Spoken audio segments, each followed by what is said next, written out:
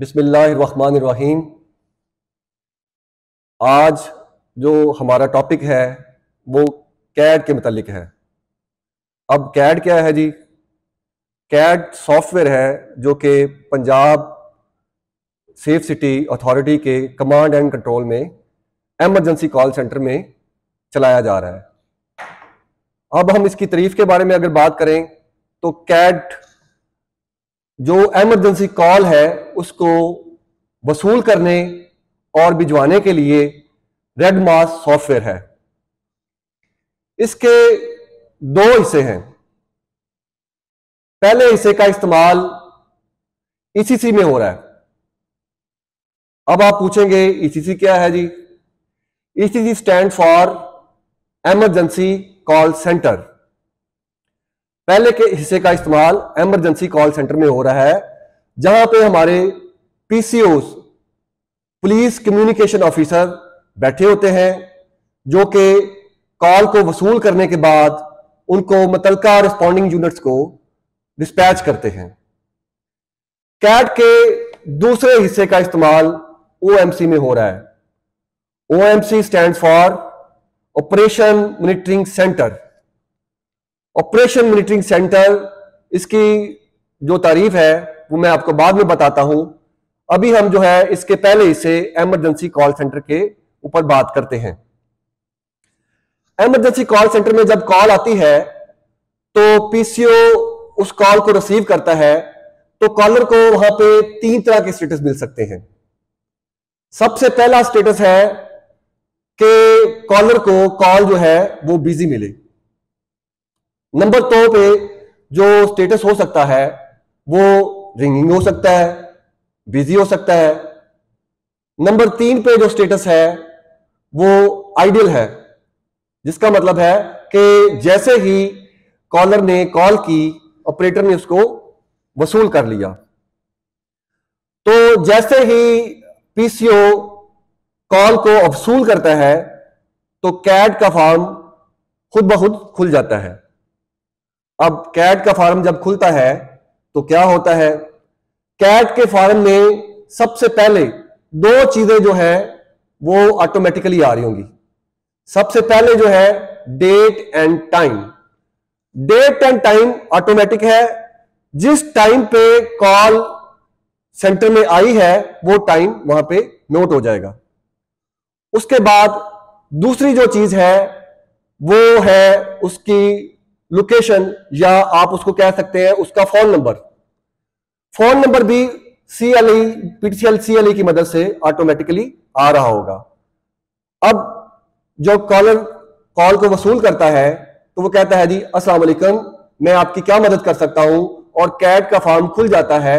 तो कैड के फॉर्म खुलने के बाद जो दो चीजें हैं ऑटोमेटिकली आती हैं। उसके बाद पीसीओ दो चीजों को लाजमी नोट करेगा। सबसे पहले तो वो नाम है। नाम अगर वो कोई एमरजेंसी इतनी ज्यादा कॉल है बता दे तो ठीक है, अगर नहीं भी बताता तो नाम ऑप्शनल है। लेकिन जो दो चीजें जरूरी है वो सबसे पहले है कि उसके साथ वाकया क्या हुआ है। वाकया क्या हुआ है, उसके जुर्म की नोयत क्या है, उसको किस चीज की हेल्प की जरूरत है। उसके बाद जो दूसरी चीज जरूरी है वो उसकी लोकेशन है कि हमें पता होना चाहिए कि कॉलर जो है वो कहां से कॉल कर रहा है, क्योंकि अगर हम उसके थाने के बारे में या लोकेशन के बारे में मालूम रखेंगे तो हम उसको रिस्पॉन्ड कर सकेंगे। तो कैड फॉर्म में दो चीजों का फिल करना जरूरी है। एक उसके साथ वाकया और दूसरा जो उसके साथ है जो उसके साथ इंसिडेंट हुआ है और जो जुर्म सरजद हुआ है। अब हम बात करते हैं कि कॉल जो है कितनी तरह की आ सकती है। कॉल सेंटर में कॉल जो है वो 3 तरह की आ सकती है। सबसे पहली कॉल हो सकती है जो किसी केस से मुतल्लिक हो। दूसरी कॉल जो हो सकती है वो हो सकती है कंसल्ट कॉल हो सकती है। कंसल्ट कॉल क्या है जी? किसी ने पूछा जी मुझे डीपीओ ऑफिस का नंबर चाहिए, किसी ने पूछा है जी ये रोड क्लियर है जी, उसके लिए कंसल्ट किया है जी, किसी ने पूछा है जी मुझे आज ये रास्ता नहीं पता, मुझे इस रास्ते के बारे में आगाह किया जाए, वो उसके बारे में जो है आप वो पूछ सकता है। तो कंसल्ट कॉल किसी मशवरे के मुतालिक हो सकती है। तीसरी जो कॉल आ सकती है वो हॉक्स कॉल है। अब हॉक्स कॉल कौन सी है? हॉक्स कॉल वो कॉल है जो कि सिस्टम को बिजी करने के लिए की जाती है, या बोगस कॉल कह सकते हैं। सिस्टम को बिजी करने के लिए, या जो बच्चे कॉल मिला देते हैं, खवातीन कॉल मिला देती हैं सिस्टम को बिजी करने के लिए, तो हम इसको हॉक्स कॉल बोलेंगे। अब सवाल यह है कि कितनी तरह के केसेस बनाए जा सकते हैं। तो कैड में दो तरह के केसेस बनाए जा सकते हैं। पहला केस जो है वो इमरजेंसी कॉल करके, पहला केस जो है वो इमरजेंसी कॉल करके बनवाया जा सकता है, और दूसरा जो केस है वो मैनुअली दस्ती बनाया जा सकता है। अब मैनुअली दस्ती केस से मुराद क्या है जी? इससे मुराद वो केस है जो कि कोई बंदा नजदीक तरीन ईसीसी सेंटर में जाकर खुद नोट करवा दे। अब इसके बाद हम बात करते हैं कि इसमें कितनी तरह की लिस्ट होती है, कैड में कितनी तरह के केसेस की लिस्ट बनती है। तो सबसे पहले हमारे जो इंपॉर्टेंट केसेस होते हैं, जिनको हम पहले नंबर पे तरजीह देते हैं, वो केस है हीनियस केस। तो जो भी कॉल हीनियस केस की आएगी उसकी हम रेड लिस्ट बनाते हैं। जो भी केसेस हीनियस केसेस से मुतल्लिक होंगे उनकी ऑटोमेटिकली रेड लिस्ट बन जाएगी। और दूसरी जो लिस्ट होती है वो है ब्लैक लिस्ट। अब ब्लैक लिस्ट कौन सी होती है? ब्लैक लिस्ट जो नॉर्मल केसेस होते हैं, जो कि जैसे कि लड़ाई झगड़ा हो सकता है, कोई फैमिली डिस्प्यूट हो सकती है, कोई लॉस हो सकती है, तो ये वाले जो केसेस हैं, ये वाले केसेस नॉर्मल केसेस आते हैं। अब सवाल ये है आपका कि किसी नंबर को ब्लैक लिस्ट में डालने से क्या होता है। तो ब्लैक लिस्ट में डालने से, किसी भी नंबर को अगर हम ब्लैक लिस्ट में डालते हैं तो उसकी कॉल जो है सिस्टम पे नहीं आती और सिस्टम जो है हमारा बिजी हो जाता है। हम ऐसे कॉल ऐसी जो है ब्लैक लिस्ट उन नंबर्स को लगाते हैं जो कि बार बार हमें तंग कर रहे होते हैं, जो कि हमारे सिस्टम को बिजी कर देते हैं। तो काम ये ऐसे करता है कि जैसे कैड फॉर्म जो है आप पीसीओ फिल करता है, फिल होने के बाद वो डिस्पैच हो जाता है, डीसीसी सेंटर में चला जाता है। DCC stand for dispatch call centre. तो जैसे ही डीसीसी में जाता है तो वहां पे वायरलेस ऑपरेटर या वहां पे जो ऑपरेटर बैठा होता है वो कॉल को मुतलका यूनिट को डिस्पैच कर देता है ताकि फौरी तौर पे उस पर कार्रवाई की जा सके। इसके बाद जो दूसरा हमारा हिस्सा है वो है ओएमसी। ओएमसी जैसे कि हमने बात की ऑपरेशन मॉनिटरिंग सेंटर, कि ये हमारा वो सेंटर है जहां पे ऑपरेशंस को मॉनिटर किया जा रहा है।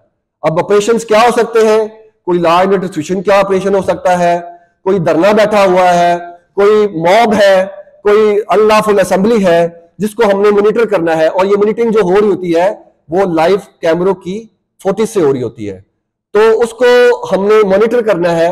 तो उस खास वाकया या खास ऑपरेशन को डील करने के लिए जो हमारा सेंटर है वो ओएमसी है।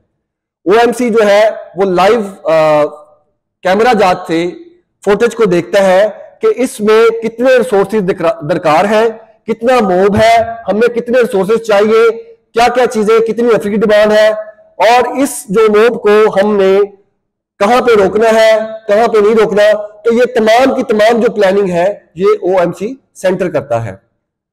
ये उसको देखते हुए प्लानिंग करने के बाद अपने अफसरान मजाज से जो है हुक्म लेने के बाद उसके ऊपर कार्रवाई करता है और उसके मुताबिक अपनी रिसोर्सेज को डिस्पैच करता है।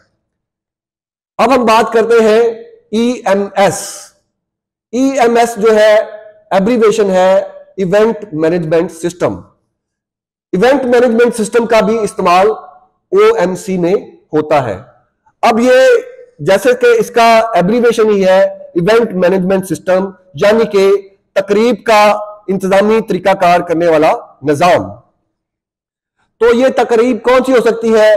कोई पीएसएल का मैच है, कोई वीवीआईपी मूवमेंट है, किसी हाई प्रोफाइल बैनुल अक़वामी वफद के इंतजामी मामलात है, या इसके अलावा कोई प्रोग्राम है जैसा कि कोई जलसा है, कोई जुलूस है, कोई जुलजना का प्रोग्राम है, कहीं पे कोई रिलीजियस मजहबी जो है प्रोग्राम है, तो इन प्रोग्राम को डील करने के लिए जो हमने सिस्टम बनाया है वो EMS है, और जिसको ऑपरेट किया जाता है OMC से। ठीक है जी, इसलिए OMC और ECC को अलग रखा गया है ताकि जो हमारी इमरजेंसी कॉल्स है वो डिस्टर्ब ना हो, और जो ऑपरेशन को मॉनिटर करने वाला नफरी है या हमारा इंतजाम है वो अलग से उसके ऊपर वर्क करे। तो ये तो हमारा था आज का टॉपिक। अब हम इसकी जो कुछ एक्सरसाइज है उसके बारे में सवालात और जवाबात करते हैं। सबसे पहले, हाँ जी, मेरा सवाल है कैड क्या है? तो कैड जो है वो कंप्यूटर एडेड डिस्पैच का मुहफ़्फ़ है, जो कि कॉल वसूल करने और कॉल को डिस्पैच करने का एक सिस्टम है। आगे जी, कैड के कितने हिस्से हैं? तो कैड के मैंने आपको 2 हिस्से बताए हैं। पहले हिस्से का इस्तेमाल जो है वो ECC में हो रहा है और DCC में हो रहा है। दूसरे हिस्से का इस्तेमाल OMC में हो रहा है। मेरा सवाल है जी, कैड के फार्म को महफूज करने पर क्या होता है? तो कैड के फार्म को महफूज करने पर, जैसे ही कैड का फार्म महफूज होता है तो वो डिस्पैच होके DCC में चला जाता है ताकि उसको अमदादी यूनिट्स को डिस्पैच किया जा सके। कैड में कितनी इकसाम के केसेस हैं ये मैं आपको बता चुका हूं। कैड में 2 तरह के केसेस होते हैं, एक तो इमरजेंसी कॉल केस है और दूसरा दस्ती मैनुअल केस है। इसके बाद सवाल है जी, कैड में मौजूद केसेस मुकदमात की इकसाम लिखें। तो कैड में 2 इकसाम के केसेस बनाए जा सकते हैं। पहला केस जो है वो संगीन नोयत के मुकदमात है जो कि रेड लिस्ट बनती है, और दूसरा जो है वो आम नोयत के मुकदमात है जो कि ब्लैक लिस्ट केस है। 7वां सवाल है जी, कैड में मौजूद केसेस में कितने दर्जात हैं? तो कैड में 3 तरह के स्टेटस हैं। सबसे पहले है मसरूफ है, फारग है और घंटी बजते हुए। रेड लिस्ट क्या है जी? रेड लिस्ट संगीन नोयत के केसेस की लिस्ट है। कब DCC अफसर बराह रास्त किसी फील्ड फॉर्मेशन को कॉल दे सकता है? सवाल यह है जी, कब DCC अफसर बराह रास्त फील्ड फॉर्म्स को कॉल दे सकता है? तो जब कोई PCO या DCC ऑपरेटर GIS सिस्टम से यह देखता है कि ये इस जो है जो कॉल के नजदीक ये वाला हमारा रिस्पॉन्डिंग यूनिट है, या इस जो जिसको बंदे को रिलीफ चाहिए इससे हमारा रिलेटेड नजदीक तरीन जो है पीरू खड़ा है या डॉल्फिन खड़ा है, तो वो बराह रास्त उसको कॉल दे सकता है। तो अभी हम जो है चलते हैं फिल इन द ब्लैंक की तरफ। तो पहली फिल इन द ब्लैंक है 15 से महज इतला लेने वाली कॉल को क्या कहते हैं? क्या कहते हैं जी? इमरजेंसी कॉल कहते हैं जी।